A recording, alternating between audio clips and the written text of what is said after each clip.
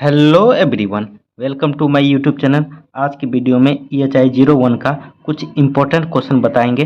देखिए EHI-01 जो है आधुनिक भारत है। टाइम पीरियड है 1857 से 1964 के बीच का इतिहास।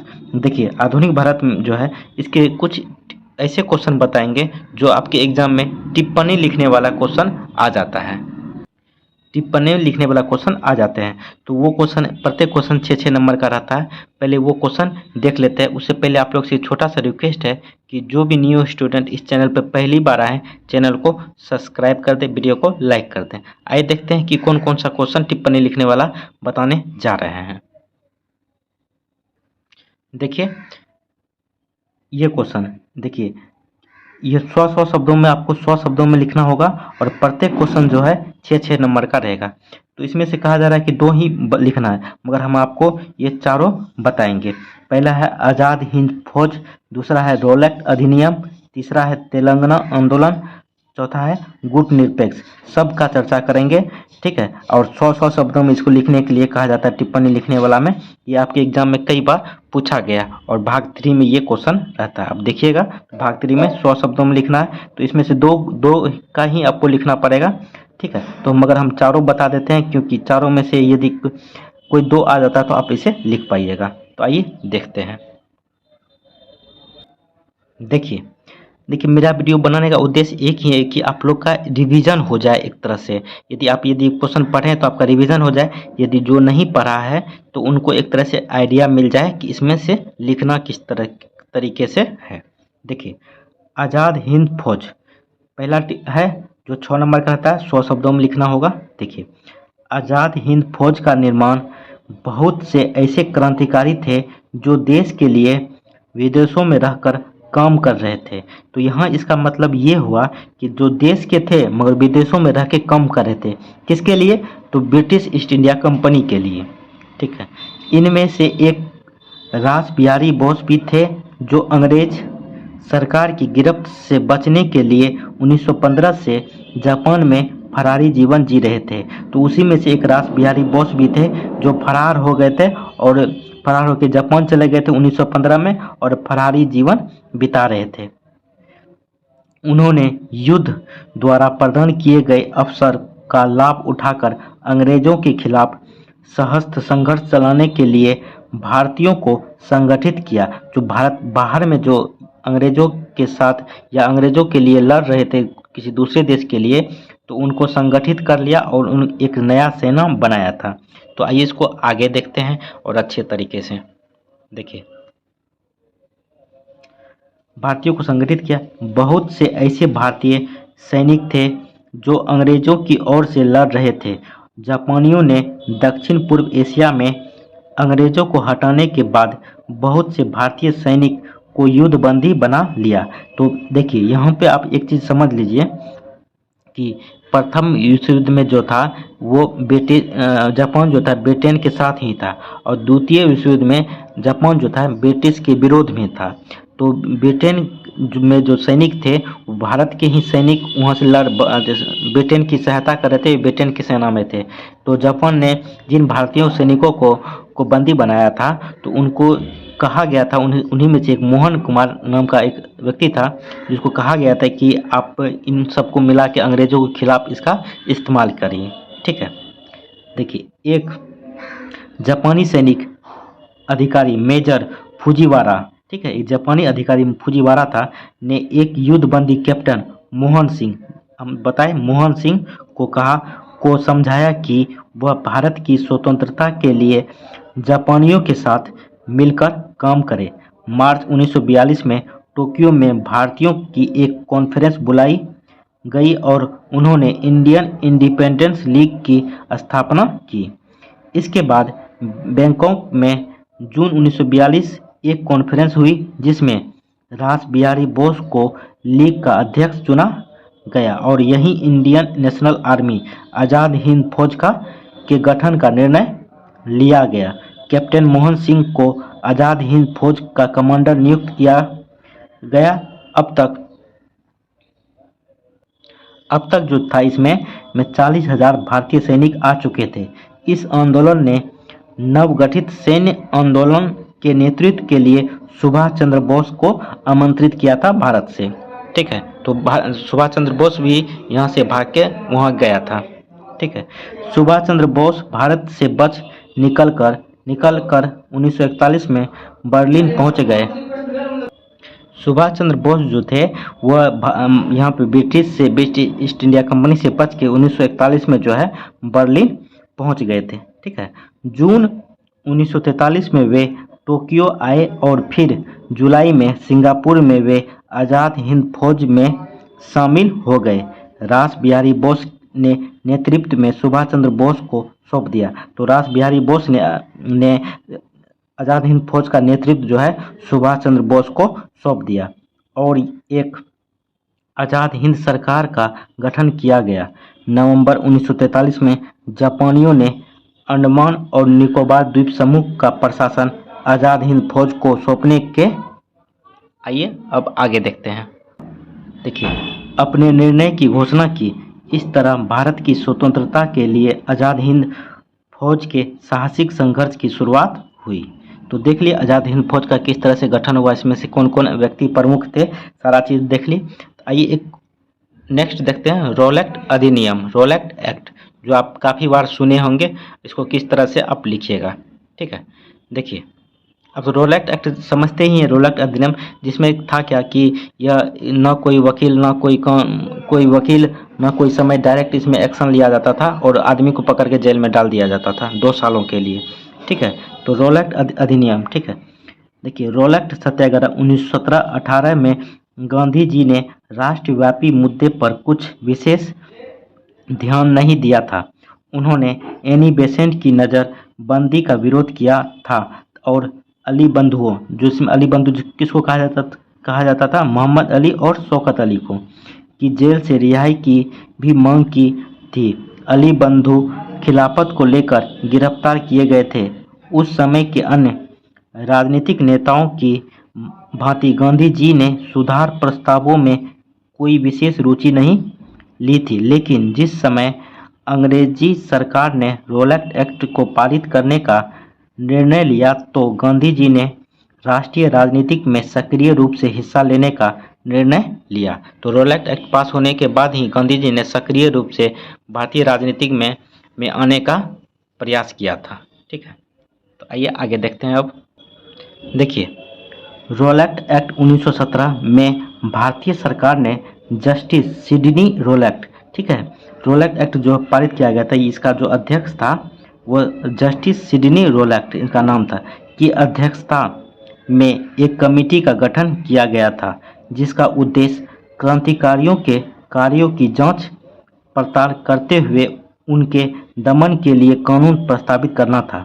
स्थिति का जायजा लेने के उपरांत रोलेक्ट कमेटी ने कानून में कई प्रकार के परिवर्तन किए जाने का सुझाव रखा। इन सुझावों को ध्यान में रखते हुए भारतीय सरकार ने राष्ट्रीय काउंसिल के सम्मुख 2 विधेयक 6 फरवरी 1919 के दिन प्रस्तुत किए। तो 2 विधेयक प्रस्तुत किए। ठीक है, तो कब किया गया था? 6 फरवरी 1919 ईस्वी को। ठीक है, आइए आगे देखते हैं। अब देखिए सरकार का यह दावा था कि षड्यंत्रकारी अपराधों को रोकने के लिए यह विधेयक केवल अस्थायी आधार पर अपनाए जा रहे हैं। तो सरकार भारतीय लोगों को कह रहा था कि ये जो विधेयक है ये अस्थायी है, सिर्फ सरकार के खिलाफ जो षड्यंत्रकारी कर रहे हैं उनके खिलाफ सिर्फ ये लाया जाए और अस्थायी है, बाद में इसे ख़त्म कर दिया जाएगा।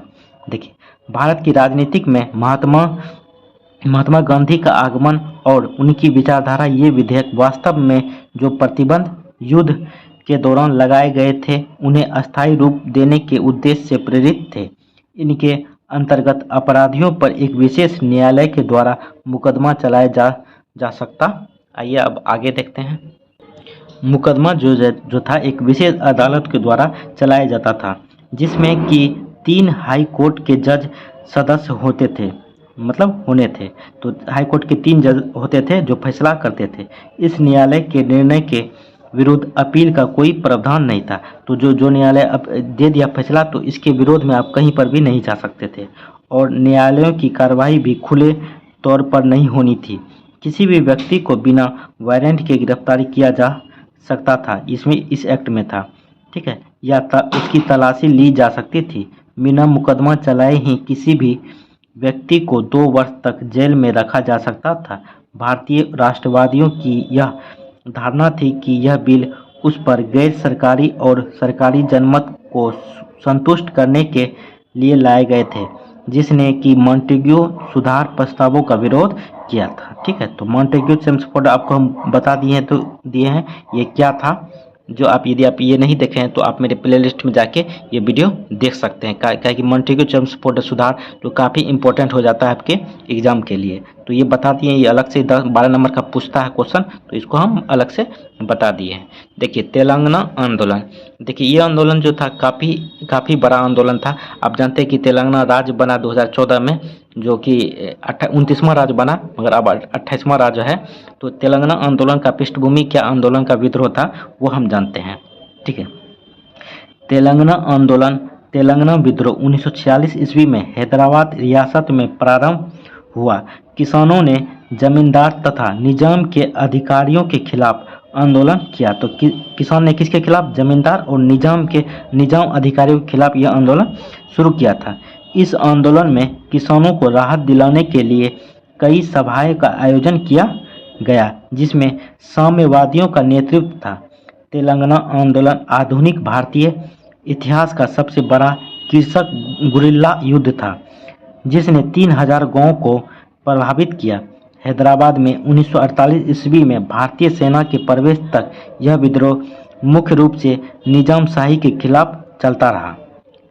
अब देखते हैं आगे। देखिए, तेलंगाना आंदोलन भारत में आंध्र प्रदेश के पहले से मौजूद राज्य से एक अलग राज्य तेलंगाना के निर्माण के लिए एक आंदोलन को संदर्भित करता है। नया राज्य हैदराबाद की पूर्ववर्ती रियासत के तेलुगु भाषी हिस्सों से मेल खाता है, जो 1956 में आंध्र प्रदेश में विलय कर दिया गया था, जिससे मुल्की आंदोलन हुआ। कौन सा आंदोलन? मुल्की आंदोलन। ठीक है, तो दशकों के विरोध और आंदोलन के बाद संयुक्त प्रगतिशील गठबंधन के तहत केंद्र सरकार ने मौजूदा आंध्र प्रदेश राज्य को विभाजित करने का फैसला किया और 2 जून 2014 को केंद्रीय मंत्रिमंडल ने एक तरफा रूप से तेलंगाना के निर्माण के बिल को मंजूरी दे दी। लगभग 5 दशकों तक चला यह दक्षिण भारत में सबसे लंबे समय तक चलने वाले आंदोलनों में से एक था। 18 फरवरी 2014 को लोकसभा में ये बिल पास हुआ। ठीक है, तो आइए आगे देखते हैं राज्यसभा में कब गया था। देखिए, 18 फरवरी 2014 को लोकसभा में पास ने ध्वनि मत से विधेयक को पारित कर दिया। इसके बाद बिल को 2 दिन बाद 20 फरवरी को राज्यसभा द्वारा पारित किया गया था। बिल के अनुसार हैदराबाद तेलंगाना की राजधानी होगी। बिल में कहा गया था कि हैदराबाद जो है तेलंगाना की राजधानी होगी, तेलंगाना का राजधानी हैदराबाद। ठीक है, जबकि शहर 10 साल से अधिक समय तक आंध्र प्रदेश के अपशिष्ट राज्य की राजधानी भी रहेगा। वर्तमान में हैदराबाद विधि समस्त संयुक्त राजधानी है। तो हैदराबाद जो है आंध्र प्रदेश की भी राजधानी है और तेलंगाना का भी। 2 जून 2014 को तेलंगाना राज्य बना था। कब बना था? 2 जून 2014 को। ठीक है, तो आइए अब लास्ट देखते हैं गुट निरपेक्ष आंदोलन क्या था, इनका क्या महत्व है। ठीक है, देखिए, गुट निरपेक्ष आंदोलन भारत के प्रयासों का परिणाम था। इस आंदोलन ने अंतर्राष्ट्रीय मसलों पर बड़ी शक्तियों की गुट राजनीति को चुनौती दी। देखिए, गुट निरपेक्ष आंदोलन वो था, मोटा मोटी आप पहले समझ लीजिए कि जो भी बड़ी शक्तियां उस टाइम थी, तो बड़ी शक्तियों में जो सब देश जा रहा था, ठीक है, तो 2 बड़ी शक्ति, एक सोवियत संघ हो गया, एक अमेरिका हो गया। तो इन दोनों एक दूसरे का मतलब बोल सकते हैं अपोजिट है, तो एक दूसरे का विरोधी का है। तो इन दोनों देशों में जो देश शामिल हो रहे थे तो वो ठीक ही था। जो इन दोनों देश में शामिल नहीं हो रहे थे, एक अलग गुट बना के, एक तीसरी दुनिया बना के वो अपने देश को गुट निरपेक्ष कर रहे थे कि दोनों में से किसी देश में शामिल नहीं है, एक मेरा अलग गुट है। ठीक है, तो वही गुट निरपेक्ष हो गया। तो इसके अतिरिक्त इससे उन देशों के बीच मैत्री संबंध स्थापित हुए जो उपनिवेशवादी प्रभुत्व से स्वतंत्र होना चाहते थे। इस आंदोलन का दूसरा लक्ष्य विश्व शांति के लिए प्रयास करना था। तो दूसरा जो था विश्व शांति के लिए प्रयास करना था। देखिए 1961 की बेलग्रेड निरपेक्ष आंदोलन का स्वरूप स्पष्ट रूप से सामने आया। तो गुट निरपेक्ष में जो है गुट निरपेक्ष आंदोलन के 5 पथ प्रदर्शक नेता थे। तो गुट निरपेक्ष कौन कौन से नेता थे वो देखिए, जिसमें से हमारे प्रधानमंत्री भी थे जवाहरलाल नेहरू। तो देखिए युगोस्लाविया के राष्ट्रपति टिटो, ठीक है, युगोस्लाविया के राष्ट्रपति टिटो, मिस्र के राष्ट्रपति नासिर, घाना के राष्ट्रपति नक्रुमाह, ठीक है, इंडोनेशिया के राष्ट्रपति सुकान और भारत के प्रधानमंत्री नेहरू, जवाहरलाल नेहरू थे। देखिए पहली गुट निरपेक्ष कौन, आप इसको लिख पाइएगा तो लिख लीजिए, ताकि यदि आता है ये क्वेश्चन तो आप ये सब लिखिएगा तो अच्छा नंबर आपको मिलेगा। ठीक है, पहली गुट निरपेक्ष कॉन्फ्रेंस की प्रारंभिक समिति ने गुट निरपेक्ष देशों के लिए निम्नलिखित मानक सूत्रबद्ध किए। इन देशों को सह-अस्तित्व और गुट निरपेक्ष के आधार पर स्वतंत्र नीति अपनानी चाहिए या इस नीति के पक्ष में रहना चाहिए। आइए आगे देखते हैं 1-2 पॉइंट और। देखिए इन्हें हमेशा राष्ट्रीय स्वतंत्रता का समर्थन करना चाहिए। तीसरा है इन्हें बहुपक्षीय सैन्य संधियों में हिस्सा नहीं लेना चाहिए और बड़ी शक्तियों के आपसी टकराव के साथ नहीं जुड़ना चाहिए। ये गुट निरपेक्ष का एक जो था सूत्रबद्ध था। अगर इन्होंने दूसरे देश की सेना को अपने यहाँ अड्डा बनाने की छूट दी है तो यह रियासत बड़ी शक्तियों के संघर्ष के संदर्भ में नहीं दी जानी चाहिए। देखिए पांचवा है कि अगर ये किसी द्विपक्षीय या क्षेत्रीय रक्षा समझौता के सदस्य हैं तो यह समझौता बड़ी शक्तियों की राजनीतिक के संदर्भ में नहीं होना चाहिए।